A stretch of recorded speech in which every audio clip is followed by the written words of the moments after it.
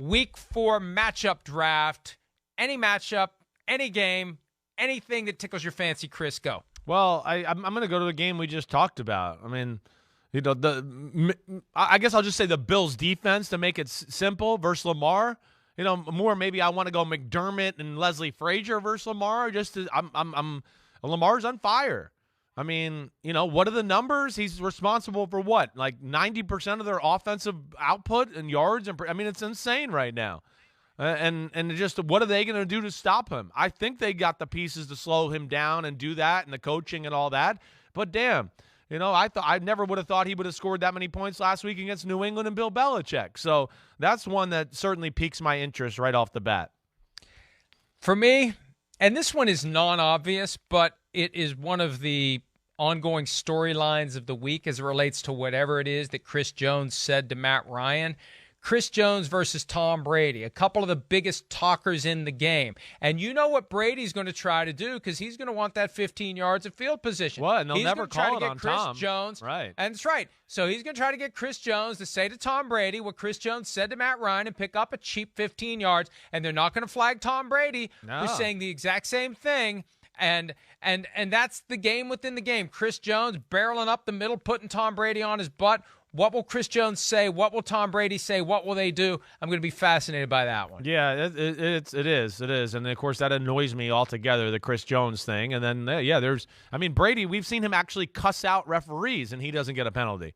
But yet, Chris Jones makes a comment with no gestures involved, and they call a penalty. So that is something to watch for. You're right. I kind of like how you went there on that one.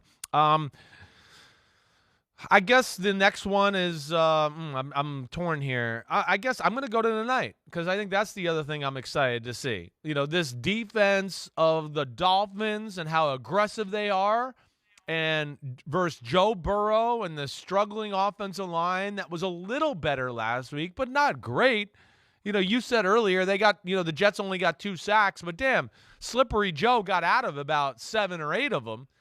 So that's where I'm interested to see that too. And then, like we talked about to start the show off today, just you got to be careful how aggressive you are if you're Miami because of Joe Burrow and the weapons at his disposal could be, scary for you if you play man-to-man with no free safety in the middle of the field too much. I'm going to go to one that we talked about earlier, late afternoon window at Lambeau Field, Bill Belichick versus Aaron Rodgers, because if the Patriots have any chance whatsoever in this game, it is going to be Belichick devising a way to shut down those young and inexperienced receivers for the most part, confuse Aaron Rodgers, and keep him from scoring points. He was held to 14 against the Bucs. I think Belichick would like to think if he could hold Aaron Rodgers to 14, he could find a way to muster at least 15 in one of the 3 phases, more than one of the 3 phases of the game, special teams, offense, or defense. So that's fascinating to me. Belichick at Lambeau Field, hallowed ground. What can he do against Aaron Rodgers? Round 3, Chris, you're up. All right. Well, I'm going to go to my other favorite, game of the week. To me, it's, the NBC Bucks Chiefs. It's the Ravens and the Bills. And then it's the Eagles and the Jags. Those are my 3 favorite games of the week. And I'm going to go with Dougie Fresh Peterson versus the Eagles. I'm going to call him Dougie Fresh too because I give the guy a lot of, one, we know, I feel like he'll, extra motivation, a little extra creativity.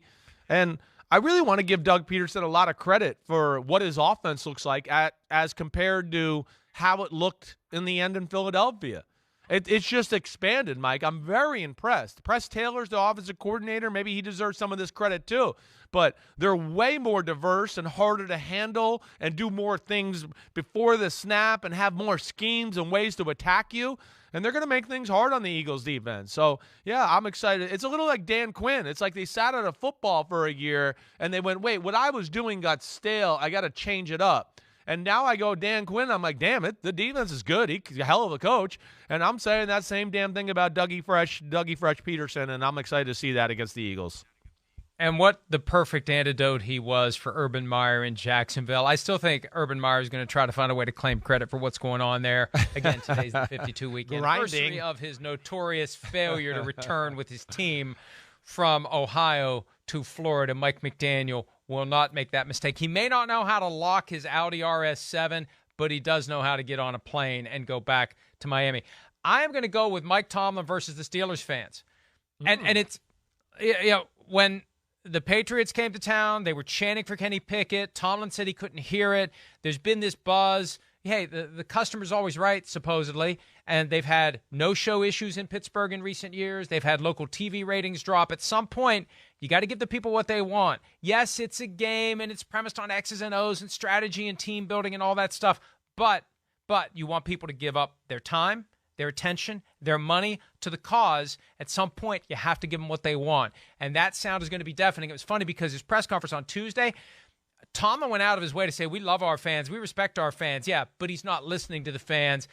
As we said earlier, he will hear them loudly if Mitch Trubisky struggles at all on Sunday against the Jets. Yeah, I would think so. I mean, listen, a head coach, you got to dance that fine line of, yeah, we hear the fans, but I can't let them, overtake the football team here and all that. But, Trubisky has just been solid. It hasn't been good or great or anything like that. I don't want to say it's been bad either, but it's just been solid. And I'm with you, Mike. I think that if the fans get behind it too much, I wouldn't be shocked if, this is where ownership and other powers that be in an organization start to get involved and just go, hey, Mike, you're the coach. We know that, but we'd like to see the new kid in here, and let's get it rolling. I wouldn't be shocked if that happened. Hi, I'm Mike Tirico, and thanks for watching. Make sure to hit subscribe for the latest news and highlights from NBC Sports.